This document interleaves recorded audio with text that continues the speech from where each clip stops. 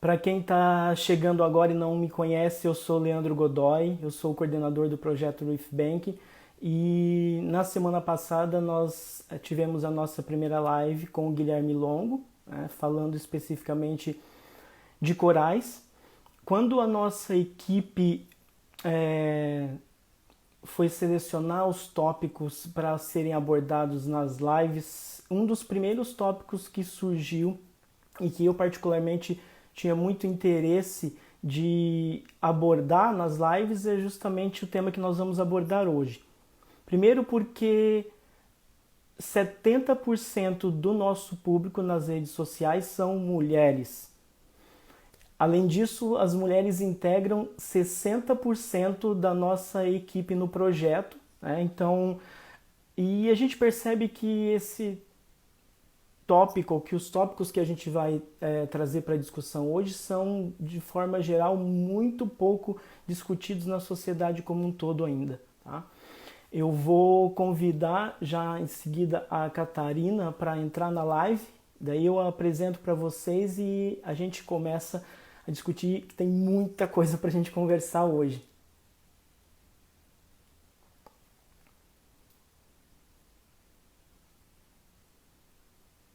Só um segundinho que eu vou adicionar a Catarina.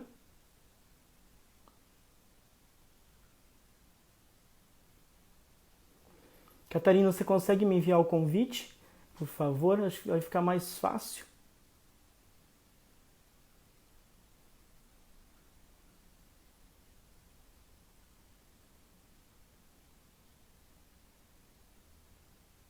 Deixa eu te achar aqui. Cadê o bate-papo com o Netuno?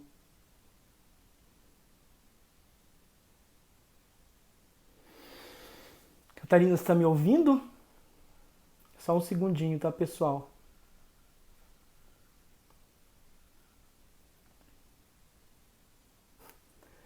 Projeto Albatroz acompanhando a nossa live. Obrigado pela presença. De onde vocês estão falando, pessoal? Que partes do Brasil estão presentes? Catarina, você está logada com o perfil do bate-papo com o Netuno? Não. Ou com o seu?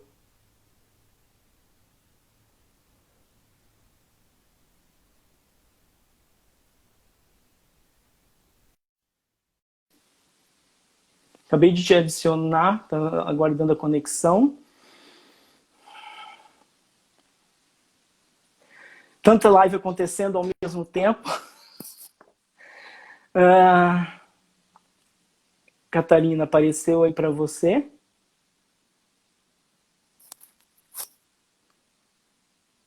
Salvador, Bahia, Porto Alegre, São Caetano do Sul. Ela tá com o dela. A Jana acabou de responder que ela está conectada pelo Instagram dela. Eu acabei de te enviar o convite, Catarina. Você está conseguindo receber aí? O óculos está até embaçando. A umidade aqui em Porto Alegre está absurda. Eu vou cancelar e enviar novamente, tá? Porque aqui não consegui ainda.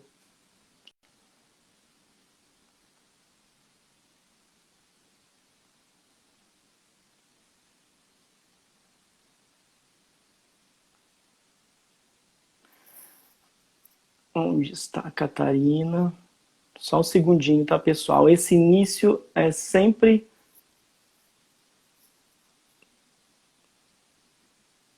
um pouco mais complicado dependendo do dia. Catarina, você pode me responder, por favor? Você está conseguindo ver a solicitação? Agora ela foi para o bate-papo. Agora sim. Transmitir ao vivo com bate-papo com o Netuno. Vamos lá. Estão aguardando a conexão. Conectado. Agora sim. Agora sim. Então, eu mandei várias solicitações e não estava funcionando para você. Sim. Mas agora foi. Peraí, Agora deixa eu foi. tentar. Que bom que deu certo. Eu vou tirar meu óculos porque a umidade do ar está tão excessiva aqui que está embaçando tudo.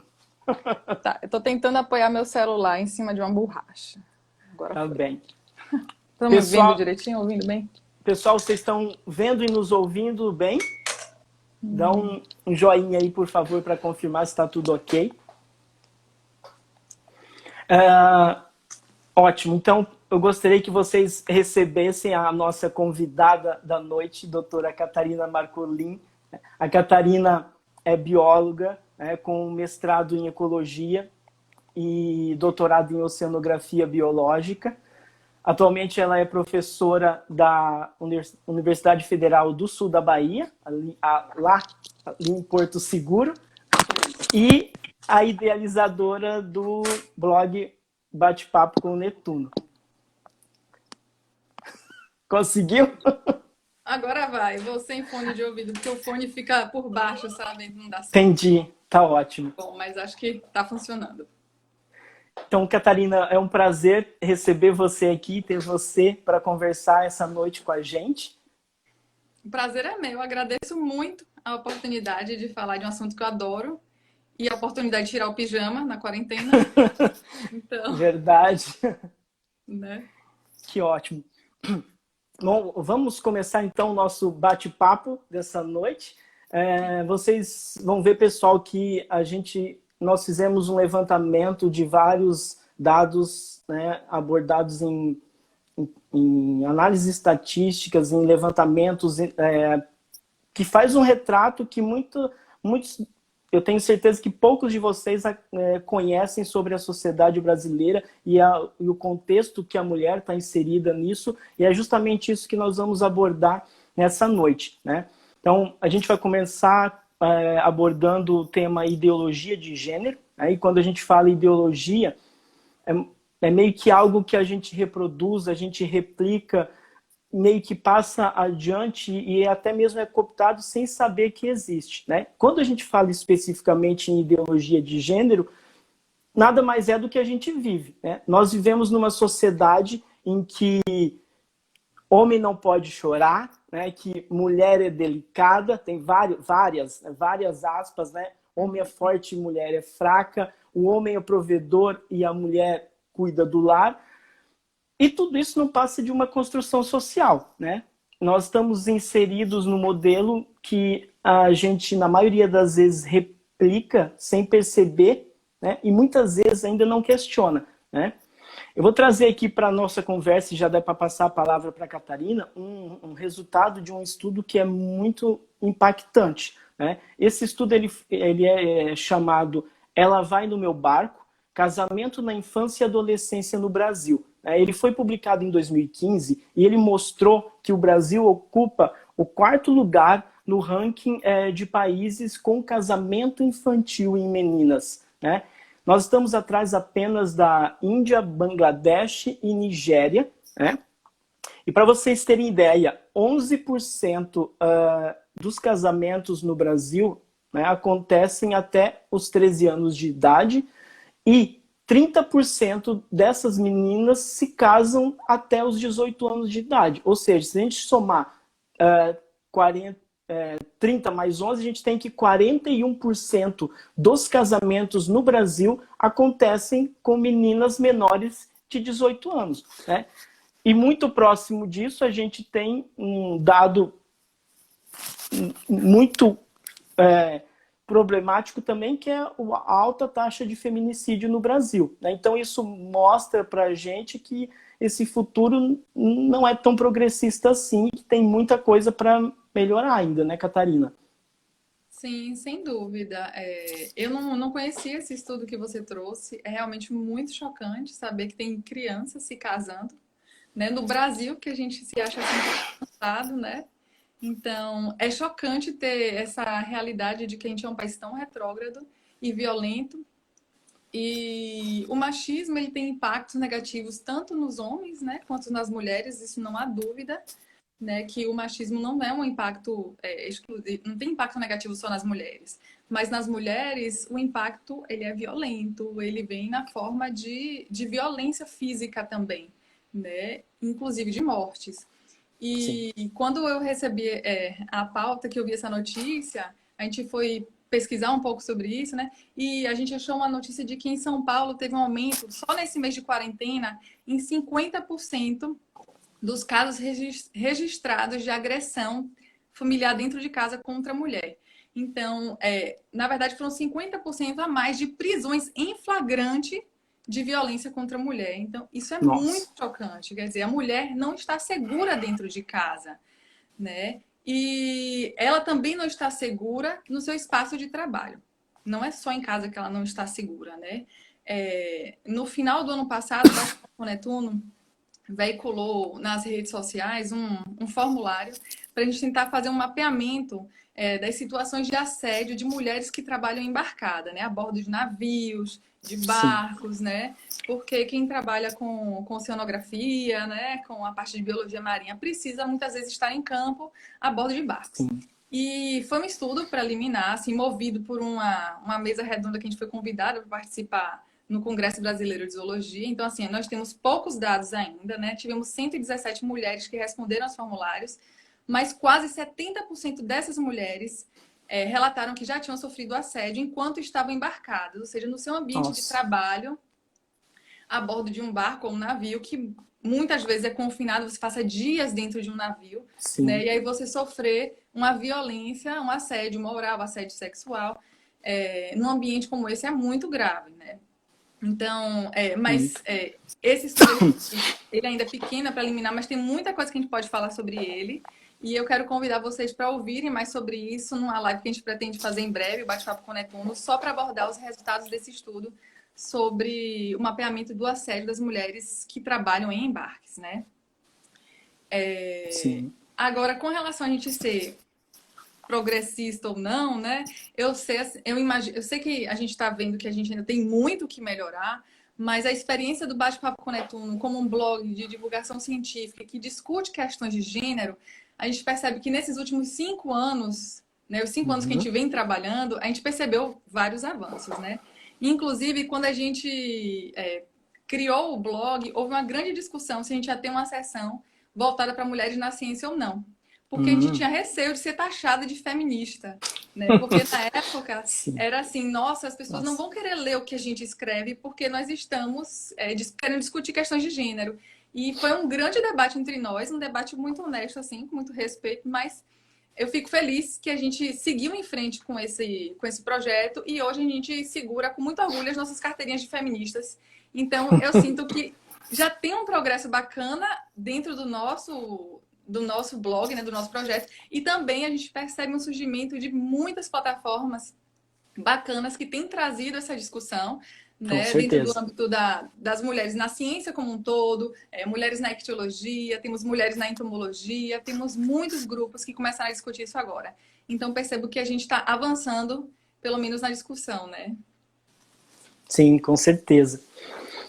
E justamente foi por isso, obviamente eu conheço e sigo o Bate-Papo com o Netuno desde quando vocês nasceram praticamente e por isso da nossa escolha para trazer uma de vocês, uma da equipe de vocês aqui para conversar sobre isso essa noite, né?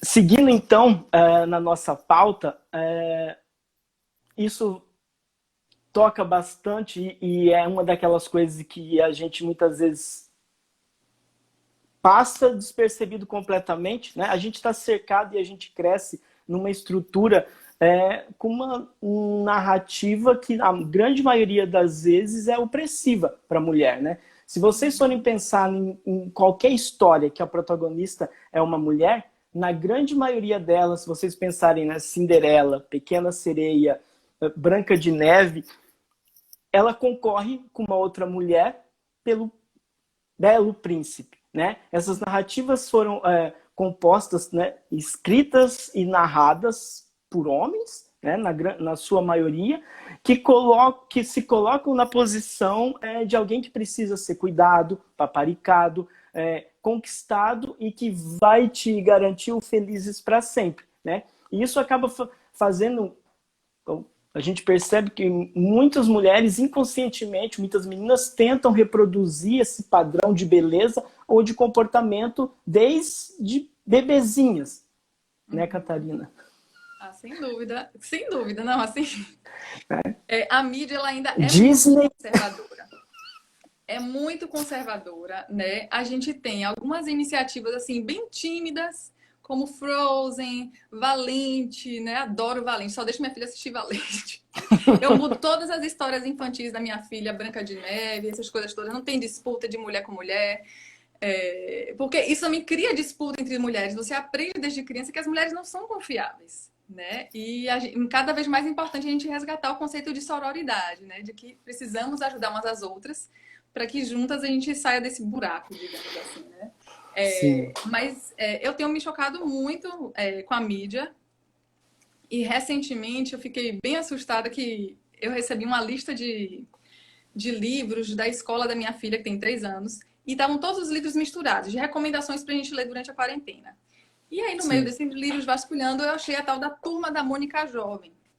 E aí tinham duas versões. Tudo que uma garota precisa saber e tudo que um garoto precisa saber.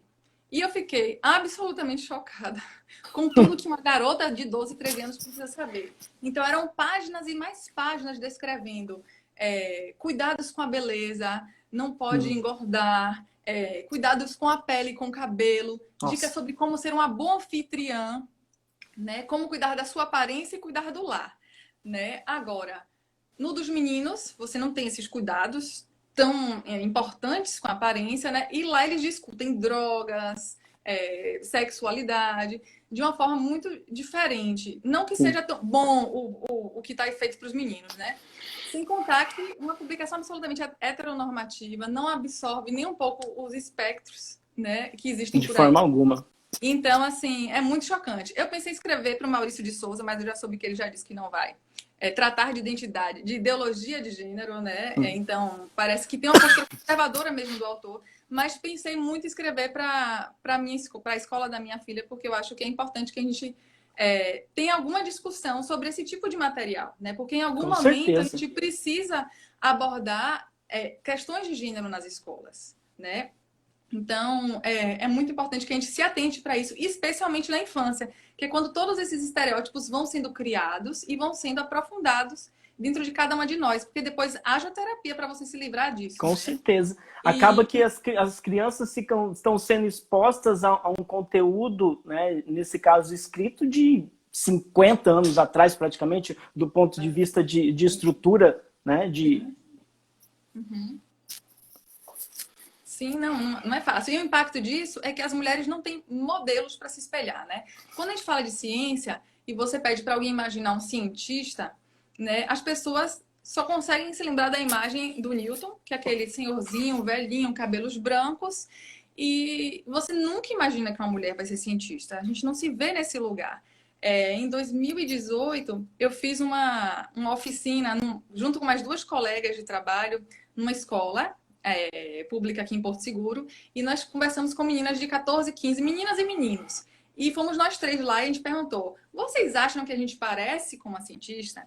E todo mundo falou que não, lógico que não, vocês não têm a menor cara de cientista. Então, assim, nenhum deles achava que a gente tinha a menor possibilidade de ser cientista. Então, a ideia disso é ir quebrando esses estereótipos, né? Quer dizer, a mulher também pode ser cientista. A mulher branca, a mulher preta, né? Todos os tipos de imagens podem ser associados à ciência, né? Porque senão se a gente não se vê naquele lugar, a gente não tem como nem pensar nesse tipo de carreira pra gente, né? Com certeza. Então, bom, é isso. O que a gente percebe é que a prioridade da mulher acaba virando o lar sempre, né? Tudo que a gente aprende desde criança com esses modelos é que, olha, você pode hoje ter uma carreira, né? Hoje, inclusive, se exige que a mulher escolha uma carreira para si, uma profissão, mas você não pode querer tanto, né? Porque a sua prioridade ainda tem que ser o lar. Sim. Então, é isso que esses estereótipos criam na gente, né? Essa impressão de você só pode ir até certo ponto, né? Coloca um teto de Exatamente. vidro sobre nossas cabeças. Exatamente. Pessoal, para quem está entrando lá na live agora ou que não acompanhou a semana passada, eu não comentei no início, a gente vai deixar no final da live pelo menos 10 minutos para as perguntas, tá? Então, não se preocupem que perguntas ou questionamento que forem surgindo para vocês à medida que a gente está falando sobre um tópico específico, podem mandando aqui que no final a gente compila tudo e a gente abre um espaço para responder essas perguntas, tá bem? Tá, e a gente fez essa abordagem inicial, essa contextualização chocante, né, do que acontece na sociedade, e a gente vai começar a entrar agora a discutir um pouco sobre a participação da mulher na ciência, né, e, consequentemente, a carreira, a profissão da mulher e como lidar com todas essas situações, né? Eu separei uma informação muito interessante, que inclusive eu li no próprio blog, né, do Bate-Papo com Netuno, que foi escrito, né, pela Catarina. E essa informação me chamou muito a atenção, né? Porque a Fundação L'Oréal ela realizou recentemente uma pesquisa de opinião que demonstrou como que é a visão dos europeus em relação à mulher nas ciências, né? 5.000 pessoas foram entrevistadas, homens e mulheres, né, entre os entrevistados, e o resultado, pasmem, 67% disseram que a mulher não está qualificada para ocupar postos de alta responsabilidade, né? E a grande maioria acaba pensando que muitas vezes, poxa, os europeus estariam tão avançados comparado com o Brasil, mas parece que não é bem assim, né, Catarina? Pois embora realmente o meu lugar de fala é a ciência brasileira, eu tenho alguns causos para contar. O machismo definitivamente não é exclusividade do brasileiro, tá? Teve um tweet que viralizou, acho que ano passado, não me lembro bem, que uma pesquisadora, ela divulgou o resultado de uma revisão que ela recebeu de um revisor homem. É o seguinte, quando você faz ciência, você geralmente precisa produzir um artigo e você precisa submeter esse artigo a seus pares, que são seus colegas que entendem daquele assunto e vão analisar se o seu artigo está bom ou não, ou está com qualidade suficiente para ser publicado. Então, todo o trabalho seu precisa passar pela revisão desses pares.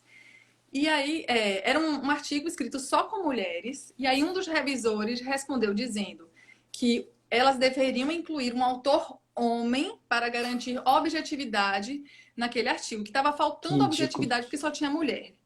Então, ela fez um print da tela, né? E jogou no Twitter, e isso viralizou, escandalizou, né? E o interessante é que vieram várias pesquisadoras, mulheres que trabalham com aquele cara, defender ele, dizendo, não, ele não é machista. Ele é uma pessoa bacana. Então, assim, isso está muito intrincado dentro de nós, dentro da nossa cultura, né? E totalmente. Tem, inclusive, evidências, né? Artigos científicos que fazem vários experimentos que são bem interessantes também. E que percebem que, por exemplo, revisores tendem a classificar com menores notas mulheres com a mesma produtividade que homens. Então, digamos que você pegue um grupo de mulheres e um grupo de homens e você precisa dar uma nota em relação à produtividade. Aquela produtividade é absolutamente igual, as mulheres recebem notas menores. Então, isso é o que a gente precisa lidar também. Professores homens tendem a empregar menos pós-doutorandas, menos pós-graduandos em seus laboratórios do que professoras mulheres. Isso também tem dados que mostram isso. Então, se você, como a maioria dos chefes de laboratório são homens ainda, eles também tendem a contratar mais homens para serem seus pós-graduandos, seus pós-docs, né? E teve um artigo muito famoso em 2012 também, que distribuiu currículos absolutamente iguais para concorrer a uma vaga de gerente de laboratório. E aí eles colocaram alguns currículos com o nome John e alguns currículos com o nome Jennifer. Assim, para tentar também não dar nenhum viés assim de racismo ou então de preconceito em relação à etnia, eles colocaram nomes bem semelhantes, quer dizer, provavelmente John e Jennifer vinham da mesma região dos Estados Unidos. E daí eles perceberam que John recebia notas melhores, ele era avaliado como merecedor de maiores salários, né? E como uma pessoa potencialmente mais competente do que Jennifer. Jennifer era apenas mais simpática. E é muito interessante como que Nossa, você pode avaliar simpatia com base no currículo, no currículo. né? Então, tá muito subjetivo e tá muito intrínseco, né, em nós. E para finalizar os causos, assim, eu fiz um curso uma vez internacional e conheci uma pesquisadora espanhola e ela me disse que no laboratório em que ela trabalhava, todas as mulheres que entravam para fazer doutorado com um determinado professor precisavam assinar um tipo de contrato onde elas se comprometiam a não engravidar durante o doutorado, para que Meu, aquilo não atrapalhasse o doutorado delas. Então, são coisas que os nossos colegas homens não precisam passar, né, ao longo de sua carreira. Então, são coisas para a gente ir pensando ao longo dessa conversa, que a gente vai sim, mostrar mais dados lá na frente, onde sim, a gente vai explicando qual que é o panorama, né, brasileiro e do mundo sobre a posição das mulheres, né? E aí, se você é sim, pesquisador e vai para um evento nacional, um evento internacional, quem é que está lá falando na frente? Quem é que está palestrando? São sempre homens, brancos de preferência, né? Então, quem são os homenageados? Quem que ganha os prêmios, né? Então, é por isso que é muito difícil a mulher se ver nesse espaço, porque realmente ela não está lá ainda, né? com certeza. Nossa, se vocês estão chocados com o que a gente está falando até agora, se preparem que tem muita coisa ainda e o objetivo é justamente causar desconforto no sentido de expor a situação, né, que vocês, mulheres, passam no dia a dia. Agora, a gente vai trazer um pouco da conversa agora para o Brasil especificamente e trazer, mostrar um pouco de detalhes sobre a ciência, a pós-graduação que permeia tudo isso, né? A gente selecionou alguns dados também para mostrar aqui para vocês terem ideia hoje, falando de graduação, né, de ensino superior, hoje as mulheres representam 50% na maior parte dos cursos de graduação, né? Só que quando a gente vai para a área de exatas, né, envolvendo engenharias e até inclusive onde a oceanografia está inserida, né, na classificação, geralmente a participação das mulheres nesse nível de graduação cai para menos de 40%, em alguns cursos menos de 30% nas áreas de exatas, né? Quando a gente vai para pós-graduação, hoje 54% dos estudantes de doutorado do Brasil são mulheres, né? Isso teve um crescimento, um aumento de 10% nas últimas 2 décadas, e esse número é praticamente ou exatamente igual ao número de mulheres com diplomas de doutorado nos Estados Unidos em 2017. Então, em termos de mulheres com doutorado, a gente está equiparado aos Estados Unidos. Porém, né, essa participação varia, mais uma vez, muito de acordo com a área do conhecimento, né? Para vocês terem ideia, nas áreas de ciências da saúde, nas áreas de biológicas, acaba que muitas vezes as mulheres predominam nessas áreas, né, tendo alguns cursos com participação de mulheres em torno de 60%, e novamente, quando a gente vai para a área de exatas, para áreas de engenharias de forma geral, a participação das mulheres na pós-graduação no Brasil cai para em torno de 25%. Né? Então, observa a redução significativa que a gente tem quando a gente está falando de pós-graduação. Né, Catarina? Pois é, quando a gente analisa por áreas, realmente é bem chocante o que acontece na área de exatas, na área de ciências da computação, de números, né? Porque, primeiro, a gente tem um grande estigma de que mulher não entende de números, né? Mas é interessante a gente voltar um pouco na história e descobrir que as primeiras engenheiras de software eram mulheres, né? Como a Ada Lovelace, Grace Hopper, são grandes nomes de fundadoras da engenharia de software e eram mulheres, né? Na década de 60, isso era um trabalho basicamente feminino. Mas daí, com o surgimento dos computadores, né, os computadores pessoais, a coisa foi virando tecnologia, foi virando inovação, a carreira foi ficando atrativa, os salários foram ficando melhores, e aí começou-se a haver uma invasão dos homens e uma exclusão das mulheres. Então, o curso, por exemplo, de computação da USP Ele, na primeira turma, tinha 70% de mulheres. Hoje ele pode ter até 3% de mulheres apenas. Então tem um Nossa. decréscimo enorme desde quando a computação começou a se popularizar como uma área atrativa de salários melhores, mostrando como, quando isso acontece, as mulheres já não podem mais estar lá, né? Então, Nossa. e isso foi se estigmatizando com a ajuda das empresas de marketing, porque no momento em que os videogames começaram a ser vistos como brinquedos e brinquedos de meninos especificamente, as campanhas de marketing começaram a colocar: olha, brinquedo vai ser coisa de menino, então a propaganda do brinquedo vai ser o menino, então a figura associada a tudo aquilo é o menino nerd, né? Uhum. Que faz carreira, que aos 5 anos já aprende a programar, aos 18 é uma empresa multimilionária, né? E não é exatamente isso, né, gente? Então, e hoje, o resultado desses últimos 20 anos é que hoje, se você tem um estudo muito recente que foi feito com crianças de 6 anos de idade. Então, eles dividiram essas crianças, os meninos e as meninas, estava todo mundo na mesma sala, e tinham dois tipos de jogos que eles poderiam brincar ou treinar. Um dos jogos era para pessoas muito esforçadas e o outro jogo era para pessoas muito inteligentes, brilhantes. E as meninas tendem a escolher os joguinhos para pessoas esforçadas, enquanto os meninos escolhem os joguinhos para pessoas brilhantes. Então, com 6 anos de idade, as meninas já se veem como menos inteligentes, apesar de terem melhores notas.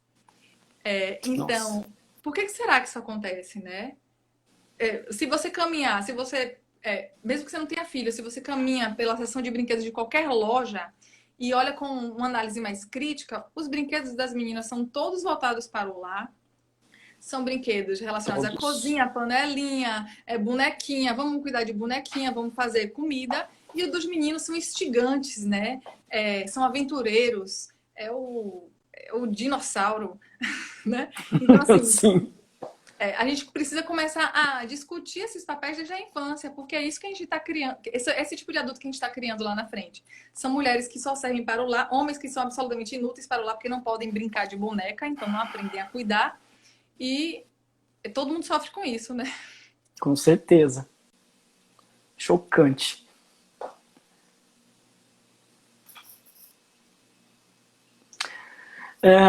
Então, diante do que a gente está conversando, Catarina, daria para dizer que mulher na liderança incomoda?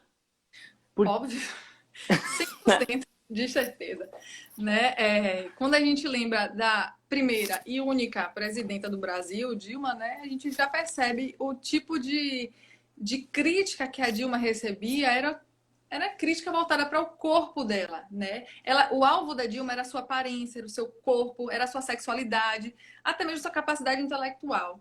E não seu desempenho como presidenta, né? Então, uma mulher, quando ela está na posição de liderança, quando ela tende a ser assertiva e dá sua opinião com força, ela é dita como autoritária, ela está de Sim. TPM, ela é antipática, ela é mal-humorada. Agora, o homem que exerce o papel de liderança, ele é visto como, pô, esse cara tem pulso firme, ele é um bom líder. Né? Então, a gente precisa Exatamente. começar a analisar esse tipo de análise que cada um faz sobre uns aos outros. Nós, mulheres, fazemos isso também com nossas colegas, né? Então, a gente precisa começar a perceber esses vieses que são inconscientes e torná-los conscientes, para que a gente deixe de olhar para as pessoas desse jeito, né? Exatamente. Já que a gente está falando de mulher no papel de liderança, agora eu vou trazer aqui mais uns dados para vocês que chamam muito a atenção, que é quando a gente fala de posição de destaque na ciência brasileira. Né? Para vocês terem ideia, como a gente já falou, hoje 54% dos títulos de doutorado no Brasil são obtidos por mulheres. Só que quando a gente vai olhar em mulheres atuando na ciência em posição, né, de alto nível de destaque, a coisa é assustadora. Para vocês terem ideia, um estudo recente mostrou que as mulheres representam apenas 24% das beneficiárias de Bolsa de Produtividade em Pesquisa do CNPq. Para quem talvez não esteja diretamente inserido na área de pesquisa científica e não sabe do que a gente está falando, O CNPq, o Conselho Nacional de Desenvolvimento Científico e Tecnológico, né, um órgão ligado ao Ministério da Ciência e Tecnologia, ele oferece bolsa de que é chamada Bolsa de Produtividade em Pesquisa, e agora também tem a Bolsa de Produtividade Tecnológica, a pesquisadores de excelência com destaque na sua área. Né? Então, o que eu estou falando aqui para vocês, quando a gente olha no Brasil de pesquisadores que têm bolsa de produtividade em pesquisa, as mulheres representam apenas 24% dessas bolsas. Né? E para vocês terem ideia, existem dois níveis gerais de bolsa. Né? Quando a pessoa se candidata à bolsa, obrigatoriamente ele entra como pesquisador nível 2. Né? Ele vai ser obrigado, dependendo do tempo de titulação que ele obteve doutorado, ele ou ela vai ter que ficar quase 10 anos no nível 2 para poder tentar passar para o nível 1. E o nível 1 de bolsa, daí ele tem nível 1D, C, até chegar no 1A, que seria o ápice desse benefício. Né? Então, se a gente for somar toda essa trajetória, leva em torno de quase 20 anos para alguém conseguir atingir o nível de pesquisador ou pesquisadora 1A e ter essa bolsa do CNPq. E como eu falei para vocês, apenas 24% dos beneficiários no Brasil são mulheres. Exatamente. E tem um outro dado interessante sobre isso, é que saiu um artigo na Nature, lá eu não me lembro mais o ano, mas que dizia que as mulheres, elas entre 2008 e 2012, elas foram responsáveis por 70% do total de publicações científicas dos brasileiros, um dos maiores índices do ano. Né? Então, assim, como é que as mulheres estão publicando tanto? Então, teoricamente, elas são produtivas, mas elas não estão nessas posições de mais prestígio, recebendo, né, essa bolsa de produtividade, que é uma recompensa por você ser produtiva. Por que será que isso acontece, né? Então, em primeiro lugar, essas publicações, por si só, elas não refletem produtividade. Não refletem liderança em pesquisa. Né? E liderança em pesquisa é um item importante, mas não é o único para você concorrer a uma bolsa produtividade, né? E assim, no momento em que você tem essa bolsa produtividade, nem que seja a primeira, né, a mais baixinha de todas lá, você tem mais chance de ganhar recurso para seus projetos e então financiar suas próprias pesquisas. Então, se você não consegue essas bolsas de produtividade, você também não consegue recurso para fazer esses projetos e você não consegue publicar mais ou ser líder em pesquisa, então é um círculo vicioso e você fica ali. Né? E é importante pensar que quem criou esses critérios para analisar quem é produtivo e quem não é, são as pessoas que hoje estão na elite, que são os homens brancos, pesquisadores sêniores em universidades de elite. Então, os critérios, eles foram criados para dar conta de contemplar esses mesmos grupos, continuar contemplando esses grupos, né? A Academia Brasileira de Ciências, a gente tem um post lá de 2016, chamado Desafios Enfrentados por Mulheres na Ciência. Lá a gente analisou os dados que estavam na página da Academia Brasileira de Ciências, que é uma academia de grande prestígio para o cientista, né? E nessa academia você tem, sei lá, 790 e tantos homens contra 100 e tantas mulheres. Então, temos pouquíssimas mulheres nessa Academia Brasileira de Ciências. E desses homens, 15% deles estão na Academia Brasileira de Ciências e eles não têm essa bolsa 1A. Né? E como que você entra nessa Academia Brasileira de Ciências? É um comitê, eles são um comitê e eles convidam você para fazer parte. Então, quando eles acham que você é um pesquisador importante, você é convidado para fazer parte da Academia Brasileira de Ciências. Então, 15% dos homens que estão lá não têm essa bolsa 1A. 1% das mulheres não têm bolsa 1A, que estão na Academia Brasileira de Ciências. Então, se você é mulher e não tem bolsa 1A, você não entra. Né? Agora, os homens têm uma chance de entrar. Porque são critérios subjetivos. E, de novo, a mulher não é vista como uma pessoa competente, né? Não em relação aos homens, né?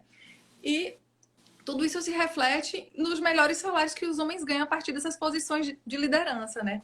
No ambiente universitário, independente dessas bolsas de produtividade, se você é professor universitário e você tem um cargo de liderança, por exemplo, você é coordenador de um curso, ou você é um pró-reitor, ou você é reitor. Todos esses cargos, eles têm uma remuneração extra, alguns menos, outros mais. Então, quanto maior essa remuneração extra, mais concorrido é o cargo. Então, Sim. aí que você percebe, quanto maior o cargo, mais difícil você ver uma mulher nele. Especialmente se ele precisa de indicação política, né? Então, são os mesmos grupos que continuam se indicando, né? O que eu vejo hoje é que a universidade é um grande clube do bolinha branco, né? E a gente está lá sendo resistente. Exatamente. Mas, enfim, tem só mais uma coisa que eu queria falar sobre esse tema, é que alguns podem pensar, bom, as mulheres, elas são competentes, ok, entendi, mulheres são competentes, elas têm condição de estar nos lugares, mas talvez elas não queiram estar lá, que é o tal do mito da falta de ambição. Então, talvez as mulheres não estejam na posição de poder porque ela não está afim, porque ela realmente prefere ficar em casa cuidando do lar e não priorizar a sua carreira. Isso é justo também, tá? A mulher tem que estar onde ela quiser. Mas foi feito um estudo com 200 mil mulheres que observou que mulheres têm ambição sim. E que essa ambição não diminui com a maternidade. Não é porque você vira mãe que de repente você deixa de querer galgar passos na sua carreira, mas a mulher também não é burra. Se ela percebe que é muito difícil chegar em tais posições, ela não vai ficar dando murro em ponta de faca. Então, a mulher tem ambição, mas você não vai disputar um jogo que você já sabe que você perdeu na largada. Então, isso causa um fenômeno que é o chamado... Esse dado que você trouxe, que fala, Uhum. nós temos um monte de doutor e doutora aí, mas nós temos poucas pessoas lá na frente, lá como pesquisadores Sim. sêniores, como lideranças.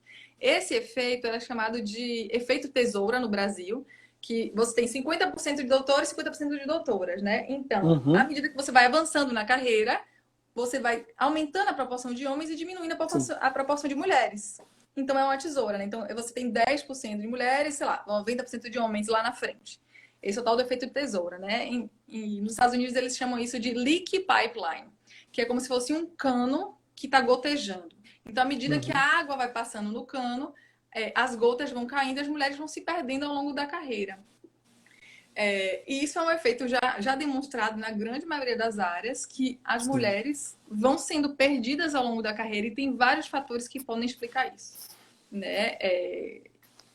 A gente já percebeu, tem um artigo da Nature que traz várias evidências que mostram que mulheres ganham menos recurso em pesquisa, elas têm menos liderança em pesquisa, elas publicam menos em jornal de alto impacto, as mulheres são menos citadas, elas são subrepresentadas no corpo editorial de revistas e como revisoras também desses artigos. Elas recebem menos prêmios, são menos chamadas para palestrar em eventos e elas fazem menos redes de colaboração. Então, se você não faz redes de Nossa. colaboração, seu potencial de produzir é menor, né? Sim. E como que a gente vai mudar isso? Coletando dado, mostrando que isso não é mimimi, que existe evidência científica de que as mulheres estão sendo subrepresentadas e não é porque elas não querem estar lá, né? Para a gente começar a pensar em estratégias de recolocar, de trazer essas mulheres para a ciência e reter essas mulheres na ciência.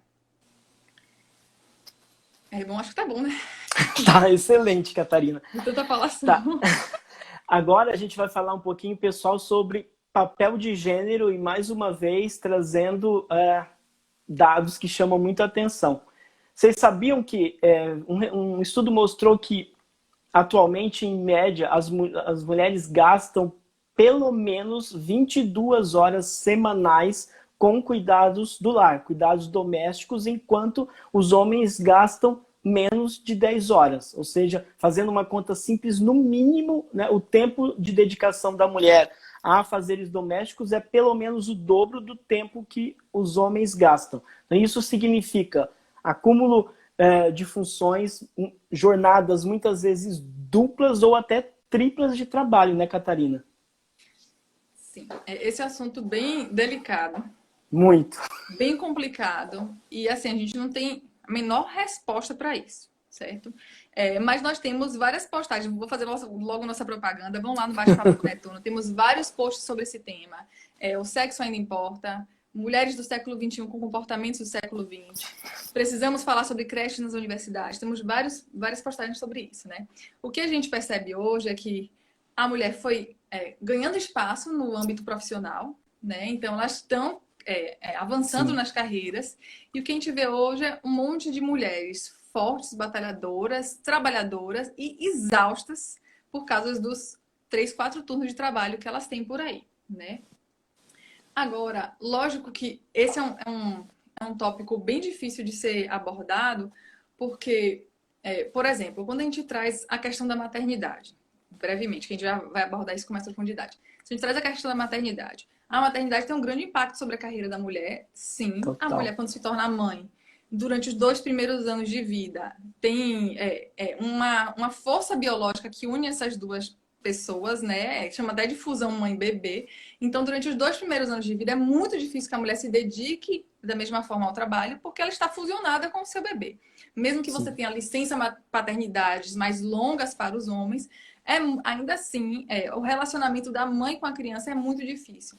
Então, se a gente quiser falar de equidade, ou seja, de mais justiça, né, para os dois gêneros, para o homem e para a mulher, a gente não pode tratar da mesma forma o jeito de avaliar a produtividade do homem e da mulher quando a mulher tem filhos. Não tem como, porque são coisas completamente diferentes.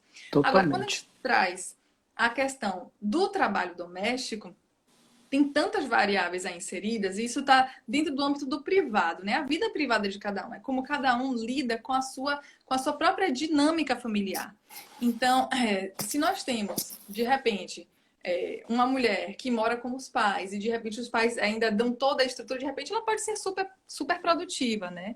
Então, isso é algo muito difícil de analisar, mas a questão talvez mais importante aí seja, ó, você quer lutar para ter maior divisão de trabalhos com seu companheiro, com sua companheira, fantástico, lute por isso. Isso pode acontecer tanto no relacionamento heterossexual como nos relacionamentos homoafetivos, né? Então, você Sim, quer lutar por igualdade de divisão de tarefas, eu acho muito bacana a sua luta. Agora, se você quer avaliar a produtividade de um cientista levando em conta isso, é uma coisa mais delicada. Mas, de repente, o que a gente precisa mesmo é avaliar o cientista como o ser humano que ele é e não como um produtor de artigos científicos em série, né? Porque é assim que hoje sim, nós somos avaliados, com a nossa capacidade de produzir artigos, exatamente. nem tanto a sua qualidade ou não, mas a sua capacidade de colocar artigos para fora. Então, quando você analisa os cientistas com números apenas, você deixa de avaliá-los como seres humanos, de olhá-los como seres humanos, né? Então, eu acho que é mais importante a gente fazer uma discussão sobre como o cientista é avaliado em relação à sua produtividade do que a gente discutir como levar essa questão do privado aí para análise. Eu não sei se ficou clara o meu Sim, ponto de vista, né? sim, concordo plenamente. E você abordou um ponto muito importante, né, que a gente selecionou para falar também na nossa pauta, que é sobre a maternidade, né?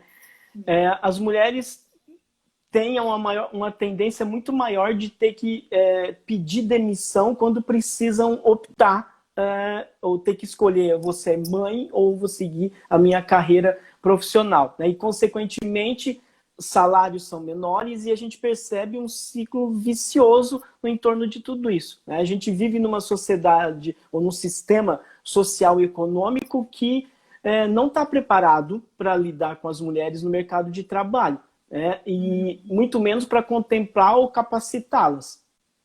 Uhum. A questão da maternidade, se você deixar eu passar a noite toda aqui falando sobre isso, porque me mobiliza enquanto pessoa, porque tenho uma filha de 3 anos, né? Sim, Mas desde que a gente começou o blog, a gente veio recolhendo evidências sobre a influência da maternidade, né, na carreira acadêmica das mulheres.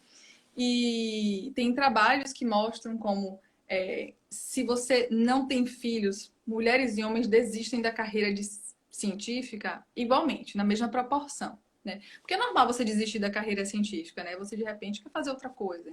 Então eles sim, desistem na mesma proporção. Mas se você tem planos de ter filhos, ou se você tem filhos antes de se tornar um pesquisador, mesmo de ter um emprego fixo, a chance da mulher desistir da carreira acadêmica é 2 vezes maior do que do homem desistir da carreira acadêmica.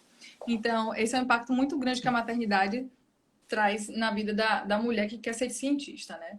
E um sim, outro dado que é muito chocante é que quanto mais filhos você tem, a linha vai de 0 a 3, tá? Não é de 0 a 10 filhos, não. Então, assim, se você tem 0 filhos, 1, 2 ou 3, mostra que as mulheres passam a trabalhar menos no trabalho oficial delas, se ela tem mais filhos, e os homens começam a trabalhar mais. É outro efeito tesoura, né? Então, assim, Sim. ou o homem tá com a maior responsabilidade financeira e ele tá trabalhando mais porque ele tem mais filhos, né? Ou ele não quer voltar para casa, porque a gente sabe que quando você tem uma criança pequena, às vezes você não quer estar em casa, porque não é fácil, né? E as mulheres estão de fato deixando de trabalhar fora de casa e passam a estar mais dentro do lar, né? Então, realmente é muito difícil você comparar a produtividade entre homens e mulheres Sim. quando você tem diferenças tão grandes no trabalho dentro de casa, né? Na lida com a criança e tudo. Mas a gente tem tido alguns avanços nisso aí. Tem um projeto muito bacana que a gente precisa citar, que é o Parenting Science, que Sim. é uma grande rede, né, no Brasil. E eles têm uma luta de que a CAPES passe a inserir um campo específico no currículo Lattes para você incluir os períodos de licença maternidade da mulher, para que isso vire um possível ponto de análise por agências de fomento na hora de distribuir os recursos. Então, a CAPES disse que ia colocar, mas ainda não botou, então tá todo mundo torcendo para a gente ter o espaço da licença maternidade ali, porque geralmente você é analisado em relação à sua produção nos últimos 5 anos. Se Sim. você tem um filho e sua produção durante 2 anos ela vai lá para baixo, é meio injusto que você seja avaliado da mesma forma que as pessoas que não tiveram filhos, né? Com certeza. Então, lá na universidade que eu trabalho, na UFSB, esse ano a gente teve um edital de bolsa de iniciação científica que valorizava quem teve filhos, a mãe que teve filhos no último ano, dando pontos extras para essa mãe. Então, Olha assim, que legal. é um avanço ainda pequeno, porque assim, se ela teve 4 anos atrás, ela não vai ganhar, mas ainda assim é um olhar diferente que a gente começa a ter nessas distribuições de recurso, né? E super importante. E tem uma outra coisa um outro ponto que você colocou, que foi a questão da escolha, né? Às Sim. vezes a mulher precisa escolher se ela vai ter uma carreira ou se ela vai ter filhos. Tem um gráfico muito interessante também, que está numa das postagens do bate-papo, que mostra como a carreira científica é uma carreira muito longa, né? Você não faz graduação e está pronto para o mercado de trabalho. Então, pelo menos 11 Sim. anos até você finalizar o doutorado e depois você tem que fazer mais pós-doutorado, atrás de pós-doutorado, até ficar um pesquisador mais ou menos. Então, assim, na hora que você chega nesse ponto em que você é um pesquisador bacana e está pronto para ganhar seu emprego fixo, já acabou a sua fertilidade. Então, assim, e se você tem um Totalmente. filho antes disso, você, né, faz aquelas curvas, né, aquelas vilas, enfim, os vales, né, de produção. Sim. Então, muitas vezes, por isso que é tão difícil para a mulher continuar na carreira se ela tem filhos antes de chegar lá naquele ponto. Então, muitas vezes é uma escolha mesmo, ou eu vou ter filhos, ou eu vou seguir carreira acadêmica, né? Então, realmente não é fácil, não é muito animador, mulheres que estão aí ouvindo, né? Mas a gente precisa pensar em estratégias para lidar com isso, porque uma ciência mais diversa e mais inclusiva, ela também é mais eficiente, né? Tem dados que mostram Com isso. Se você certeza. consegue ter pessoas, diferentes pessoas, igualdade de gêneros, igualdade de etnias, de raças, você traz diferentes olhares, diferentes perspectivas para analisar o mesmo problema e isso tende a ter um grau de resolução mais eficiente e melhor.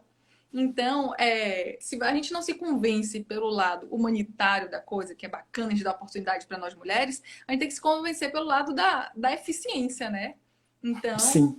é mais eficiente estarmos lá, né? Então, acho que é isso sobre esse ponto.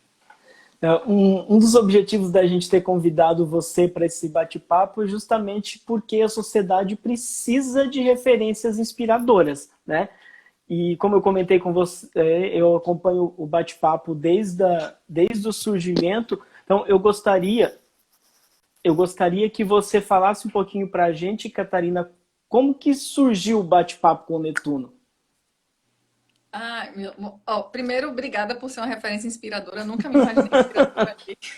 Mas o bate-papo ele surgiu em 2015. Eu estava começando um pós-doutorado E aí eu tinha, assim, depois de muitos anos estudando, só estudando, né, doutorado, pós-doutorado, eu pensei, gente, eu nunca trabalhei com extensão, eu gosto tanto da ideia de poder divulgar para as pessoas o que a gente faz aqui dentro, né? Seria bacana ter um blog, porque eu escolhi a carreira de cientista foi através de iniciativas de divulgação científica, né? Foi assistindo o Globo Repórter, que era o que tinha na época. Eu fiquei Sim. encantada com os biólogos da Amazônia. Eu falei, gente, eu quero isso para mim. Então, assim, foi uma iniciativa de divulgação científica que me atraiu para a carreira.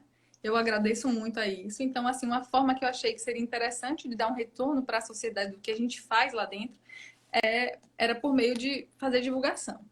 E aí eu pensei, eu vou montar um blog. Mas daí para montar um blog e ter uma certa regularidade, eu falei, não vou dar conta sozinha, vou chamar algumas pessoas para colaborar. E aí quando eu comecei a pensar nos nomes, eu só pensava em mulheres. Eu falei, que lista grande de mulheres aqui, então eu só vou chamar mulher mesmo. E aí consegui juntar 7 mulheres maravilhosas. Agradeço muito a todas elas que começaram o blog comigo. E desde então, algumas saíram, muitas outras vieram. Hoje nós temos 18 mulheres e um homem no Bate-Papo com Netuno, né? Então, o blog cresceu muito. Eu sou muito grata a todo mundo que trabalha junto nele e que acreditou nessa proposta. E cada pessoa nova que entra para colaborar traz uma energia nova e fala: não vamos deixar isso morrer. Então, eu sou muito grata às pessoas que sempre colaboraram com esse blog, né? E hoje ele está dividido em 5 sessões, se não me engano, né? Nós temos a Sim. sessão de Ciências do Mar, onde a gente traz curiosidades sobre as ciências do mar, a gente tenta trazer tudo de forma leve, distraída, distraída não, descontraída, desculpa. De uma forma leve, descontraída, curiosidades, fatos interessantes, a gente tenta trazer a atenção sobre assuntos importantes do ponto de vista ambiental, né, alertas para a comunidade. Então, divulgar o que é que a oceanografia faz no Brasil e no mundo. A sessão Mulheres na Ciência é isso aqui que a gente está fazendo hoje, né? Discutir questões de gênero, discutir as dificuldades que as mulheres passam na academia, né? Trazer também exemplos de mulheres inspiradoras, que elas existem, não são poucas, são muitas. Então, dar visibilidade para essas mulheres é o que a gente faz nessa sessão. Sim. Temos uma sessão Vida de Cientista, que é onde a gente conta histórias sobre a vida de cientistas, como que foi escolher a carreira, quais foram os desafios, quais foram as coisas bacanas, o que é bom de ser cientista, o que é ruim. Então a gente faz isso na sessão Vida de Cientista. E a gente tem mais duas mais recentes, que é o Descomplicando o Netuno, que é um verdadeiro glossário, assim, a gente traz conceitos básicos, importantes da área de oceanografia. E finalmente as tirinhas, que é o Gilberto, o nosso único homem entre as mulheres. Ele veio com a ideia das tirinhas e chama Tiradas do Netuno. É uma sessão muito bacana e é uma forma de trazer humor, né, para o que a gente faz. Então a gente sempre associa com a postagem. Então, se a pessoa viu a tirinha, não pegou, pode ir lá no post e ficar um pouco mais sabido. Então é muito bacana. Eu sou muito Que fã legal. dessa sessão. Pessoal, olha só, a gente tem 1 minuto e meio, porque o Instagram encerra a live com 1 hora, né? Então, Sério? a gente vai ter que encerrar aqui e reiniciar a live, porque a gente está indo para o último tópico já de discussão, e daí a gente abre mais uns 10 minutos para perguntas, tá? Então, todo mundo que está aí online, esses 80 e tantos, por favor, voltem com a gente, tá? Tudo bem, Catarina? É só o tempo de reiniciar aqui para a gente finalizar esse bate-papo que está muito interessante, tá bom? Então, até já. Falou.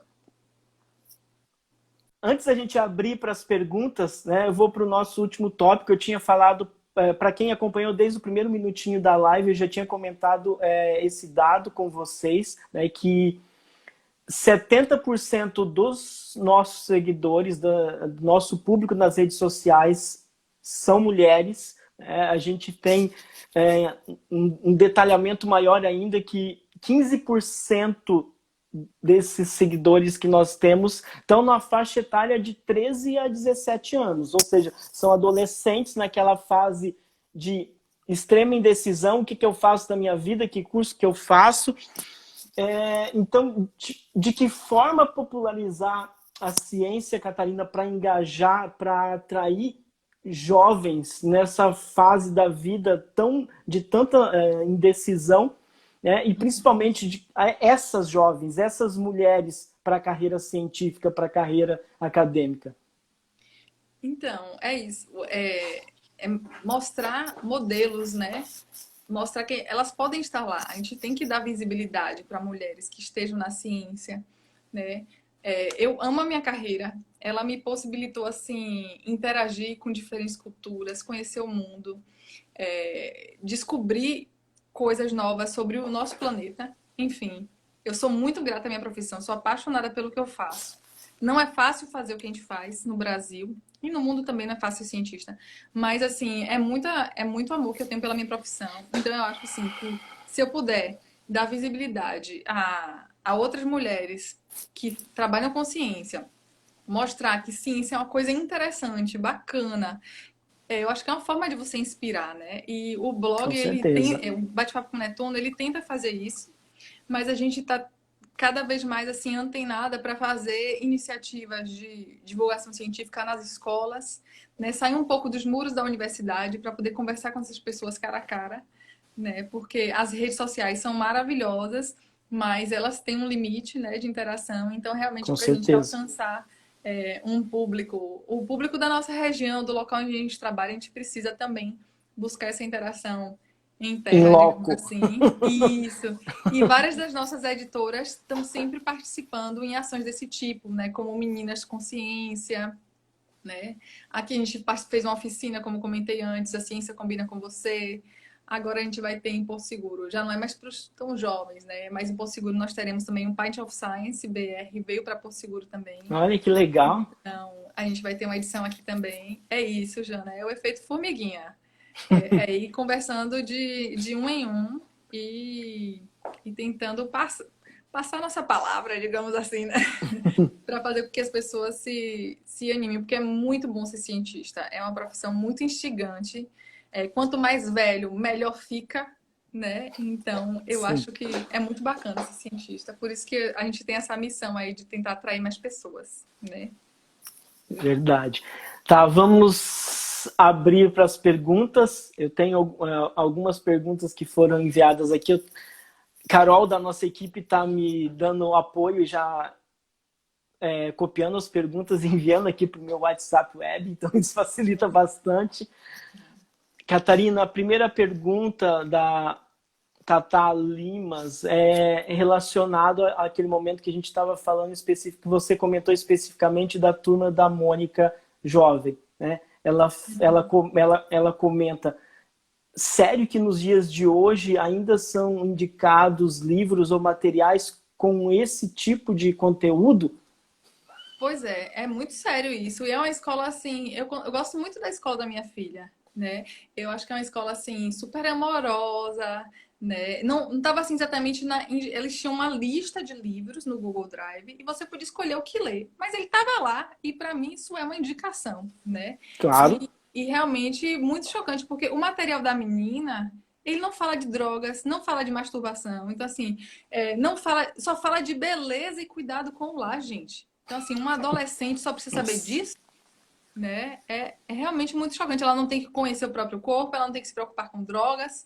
Então, eu fiquei muito chocada. E, assim, tinham frases. Aí, se eu começar a contar, vocês vão morrer de raiva.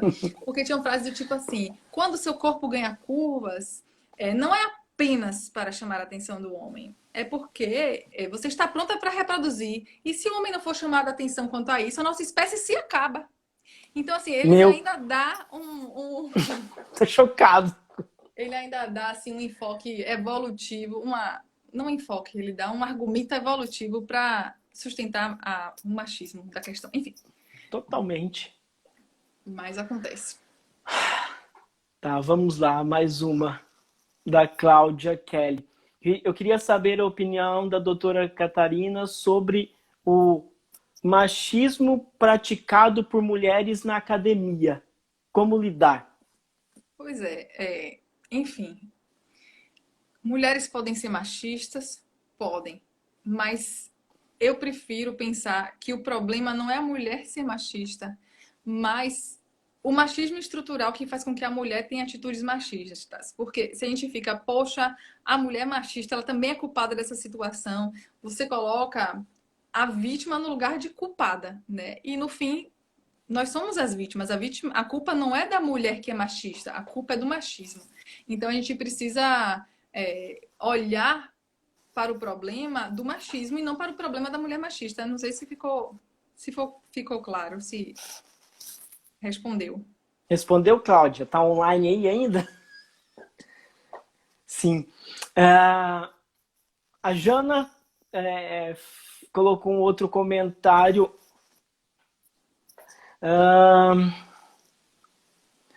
Falta de brinquedo, por que os meninos também não podem brincar de varrer ou de cozinhar? Eles podem e devem, né? Na verdade. O que falta é que os pais e as mães dentro de casa deem oportunidade para isso, né, gente? Para que os homens também aprendam a ter cuidados com o lar. Porque senão a gente vai criar uma nova geração de homens que são os incompetentes do lar e que tem a maior dificuldade para fazer qualquer coisa. Então, às vezes, por isso que o trabalho doméstico é tão difícil para a mulher. Não tanto pelo tanto de atividade que tem que ser feita, mas pelo gerenciamento das atividades, né? Quer dizer, ele só sabe que precisa fazer tal atividade se você mandar, né? Então, isso gera um desgaste mental muito grande, né? Nas mulheres. Sim. Por isso que a gente precisa incentivar que os homens aprendam a cuidar de si próprios e dos seus próprios lares, Sim. né? Porque, E enfim, é o acredito. conceito básico de ser independente, gente. É você aprender a fazer sua própria comida, limpar a sua casa. Agora, na quarentena, tá todo mundo sofrendo aí com isso. Todo mundo Eu tá ia tendo falar que... exatamente isso, porque esse momento de quarentena agora está potencializando, escancarando esse comportamento, né? Exatamente, porque você não pode mais ter pessoas para limpar a sua casa dentro de casa. Então, todo mundo tá tendo que cuidar de si próprio e tá vendo que é dureza, né? Então, a gente precisa realmente de pessoas mais colaborativas, homens e mulheres. Exatamente. Mais uma pergunta da Renata Poliana Campelo. Catarina, como a mulher pesquisadora deve se posicionar quando sofre o assédio nos embarques e tem o apoio de um professor pesquisador na universidade? Oi, Reni. Rena da minha amiga conhecida. Rena, é muito difícil falar sobre isso, né? A gente vai ter uma live só sobre assédio. O que a nossa pesquisa muito breve mostrou com aquele dado pequeno é que a grande maioria das mulheres sofre assédio e que 80% não denuncia mesmo, não fala com ninguém. E quando fala, não tem resultado nenhum. Então, assim, a gente, enquanto pesquisadora e pesquisador, precisa começar a lutar para que a gente saiba o que fazer, entendeu? Quais são os protocolos a serem seguidos, porque se não está claro para uma pessoa, não está claro para ninguém, tem que estar claro para todo mundo. Se acontecer uma situação como essa no embarque, o que é que eu vou fazer? Com quem eu vou falar? A quem eu vou me reportar? Mas, assim, já existem cartilhas de combate ao assédio em outros ambientes, não no ambiente embarcado, mas que Uhum. falam como você precisa coletar provas, o máximo que você puder, pode ser pessoas que viram testemunhas, ou então bilhetes, conversas de WhatsApp. Você tem que documentar para poder provar que o assédio aconteceu com você. No caso do assédio moral é mais fácil porque geralmente acontece na frente de outras pessoas. Mas no caso do assédio sexual é mais difícil porque tende a acontecer quando você está sozinha com o seu agressor. Então, assim, não é uma situação fácil. Mas a gente vai conversar mais sobre isso daqui a alguns dias, tá bom? Sim, Fica tá ligado. ótimo. Eu vou aproveitar e fazer uma que já está aqui direto na tela. Tem tantos programas de pós-graduação nessa área marítima e litorânea que eu nem consigo escolher. Qual é a sua dica para uma mulher que vai se formar na área de gestão ambiental? Eu não entendi muito bem a pergunta. Você repete, por favor? Tá. Tem tantos programas de pós-graduação nessa área relacionada ao mar, região litorânea, que essa pessoa está muito indecisa, né, Aham. sobre carreira de pós-graduação. E ela pergunta que dica você daria para uma mulher que vai se formar na área de gestão ambiental. Então você quer fazer pós na área marinha, é isso? Que Sim, dica que eu pelo dou? que eu entendi. Olha, eu tive. experiências na pós-graduação, na UFBA, uma experiência muito bacana, e tive experiência na USP. Então, assim, quando eu fui de uma instituição para outra, eu percebi assim, uma diferença muito gritante em relação à estrutura, a recurso, financiamento. Quando eu fui para a USP, eu tive a oportunidade de viajar, de fazer cursos no exterior, eu tive recurso para minha pesquisa, e isso me deixou muito mais competitiva para o mercado de trabalho do que o período que eu passei na UFBA.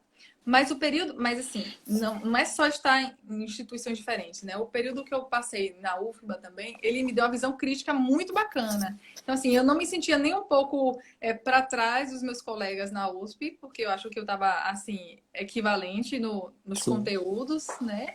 Mas em termos de estrutura, recurso, o eixo Rio-São Paulo, de fato, ele é muito mais rico, digamos assim. sim.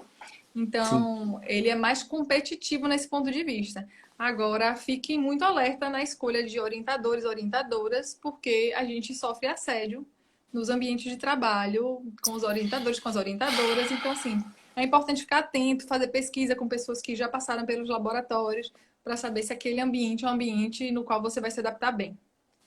Sim. Mais alguma, deixa eu ver se tem mais alguma pergunta que surgiu aqui recentemente.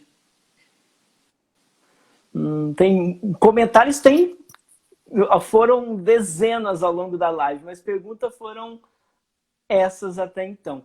Tá bom. Catarina, eu queria abrir um espaço para, se você quiser falar mais alguma coisa do bate-papo com o Netuno, ou fazer suas considerações finais e depois eu finalizo.